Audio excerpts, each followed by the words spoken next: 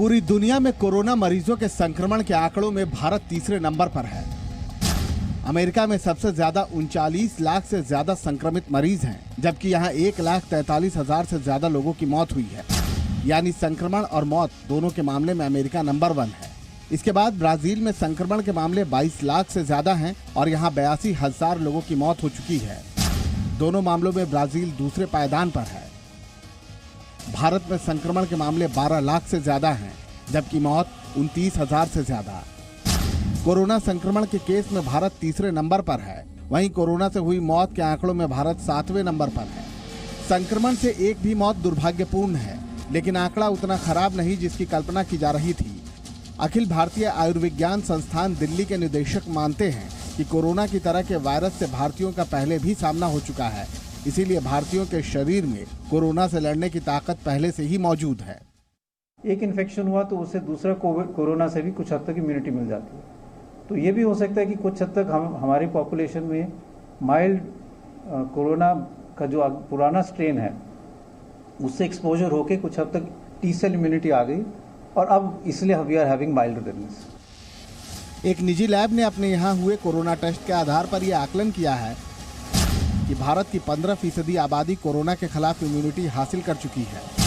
Singapore में भी इसी तरह की स्टडी में 25% से ज्यादा आबादी में कोरोना वायरस के खिलाफ इम्यूनिटी पाई गई। यही वजह है कि भारत में बहुत से लोगों को कोरोना होने का पता तभी चलता है जब वो टेस्ट करवाते हैं, वरना उन्हें कोई लक्षण होते ही नहीं। इसके लिए थोड़ी बहुत इम्यूनिटी तो हमारी बॉडी में थी, लेकिन ये जो चाइना से जो पैंडेमिक फैली है, इसमें कहीं ना कहीं अगर हम बायोकेमिकल एनालिसिस करके देखते हैं, बायोलॉजिकल साइंस जो भी कहती है, उसके अकॉर्डिंग कहीं ना कहीं इस वायरस में कुछ मैन्युफैक्चरिंग की गई है चाइना की तरफ से, जिसकी वजह से ये कोरोना में इन्फेक्टिविटी ज़्यादा बढ़ गई है। और इसमें 2 वायरस के कंबाइन किया गया है, एक जो निमोनिया को कॉज करता है और एक जो डेडली वायरस जो रेस्पिरेटरी ट्रैक्ट के इन्फेक्शन को बढ़ाता है। इन दोनों को कंबाइन किया गया है। एक की डेडली पावर है, दूसरे की इन्फेक्टिविटी बढ़ाने की पावर है। पश्चिमी देशों के मुकाबले एशिया में कोरोना का कम खतरनाक रूप सामने आया, जहां अमेरिका में मरीज और मौतों का ग्राफ तेजी से बढ़ा। वहीं भारत में मौतों का आंकड़ा काबू में रहा। इसका मतलब है कि संक्रमण का फैलाव तो है, लेकिन वो जानलेवा साबित नहीं हो रहा। देश में पिछले 24 घंटों में कोरोना संक्रमण के रिकॉर्ड 45,720 नए केस आए। रिकॉर्ड 1,129 लोगों की मौत हुई। अच्छी बात यह रही कि 24 घंटे में ही रिकॉर्ड 29,557 लोग इलाज से ठीक भी हुए। देश में कोरोना से अब तक कुल 7,82,607 लोग ठीक हो चुके हैं।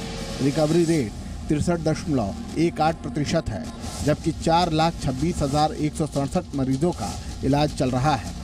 यानी संक्रमितों की तुलना में ठीक होने वालों की तादाद 1.5 गुना है। इसीलिए स्वस्थ लोगों को बढ़ते हुए आंकड़ों से सावधान तो होना चाहिए, लेकिन डरना नहीं चाहिए। दिल्ली से पूजा मक्कड़ के साथ ब्यूरो रिपोर्ट, जी मीडिया।